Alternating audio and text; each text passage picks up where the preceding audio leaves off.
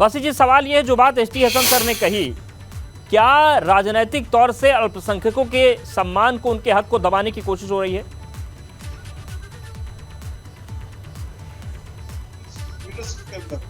किसी को ना दबाया जा सकता है और ना किसी का अपमान किया जा सकता। सबका साथ, सबका विकास और सबके विश्वास के साथ पार्टी आज सत्ता में है और आगे बढ़ रही है। लोग लगातार भारतीय जनता पार्टी की नीतियों पर भारतीय जनता पार्टी के साथ दे रहे हैं। लेकिन जो एसटी हसन साहब लगातार कह रहे हैं कि रामचरितमानस का कोई अपमान करेगा, वो उसको अपमान नहीं मानते। वो अपमान मानते हैं कि नुपुर शर्मा किसी बात को कोट करने के बाद माफी मांग लेती हैं, उसको भारतीय जनता पार्टी उस पर कार्रवाई करती है। भारतीय जनता पार्टी उनकी मेंबरशिप को रद्द कर देती है और उनको पार्टी से निकाल भी देती है। लेकिन वो उसको नहीं मानेंगे। उनको केवल और केवल एक ही राज है, समाजवादी पार्टी की पुरानी रीति नीति है कि हाय मुसलमान मुसलमान मुसलमान। उनको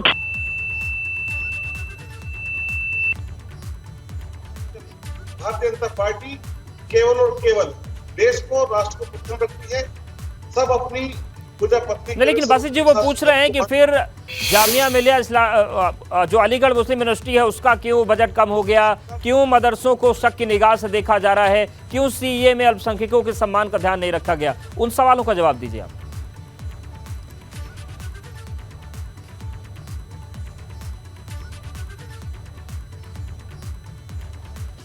तो बासित जी का भी संपर्क टूट गया है। हाजी मोहम्मद सलीस जी, जिस तरीके से बात मदनी साहब ने कही है, उस बातचीत को किस निगाह से आप लेते हैं? क्योंकि भाजपा का कहना है कि ये जो बातें कही जा रही हैं वो गलत कही जा रही हैं। आपका क्या नजरिया इस पर?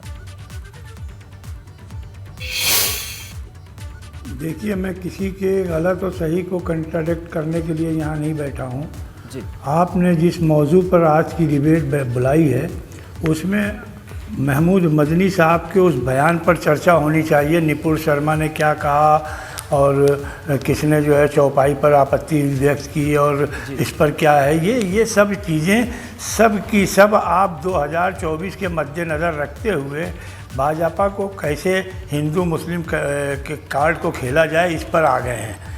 महमूद मदनी साहब, ये वही महमूद मदनी साहब हैं जिन्होंने कहा था कि जब मैं हिंदुस्तान में बाई चांस नहीं बाई चॉइस रहा हूँ, और जब हिंदुस्तान और पाकिस्तान दो नज़रियात की बुनियाद पर बंट रहा था और एक तरफ ये कहा जा रहा था कि कुरान और निज़ाम मुस्तफ़ा का मुल्क होगा, तो मैंने उसको रिजेक्ट किया।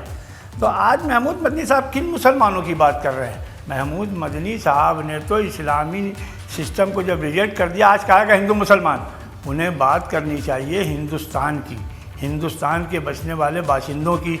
अब चूँकि आरएसएस और बीजेपी को खुश करने के लिए इनडायरेक्ट वे में कैसे इसको मौजूद बहस बनाया जाए, हिंदू मुसलमान का कार्ड कैसे शुरू किया जाए, तो वो महमूद मदनी साहब को उसके इस काम पे लगाया गया है बाकायदा मुल्कगीर सतह पर, ताकि सेकुलर वोट जो है वो धर्म के नाम पर विभाजित होकर के इस देश में सांप्रदायिक ताकतों को पुनः स्थापित कर सके।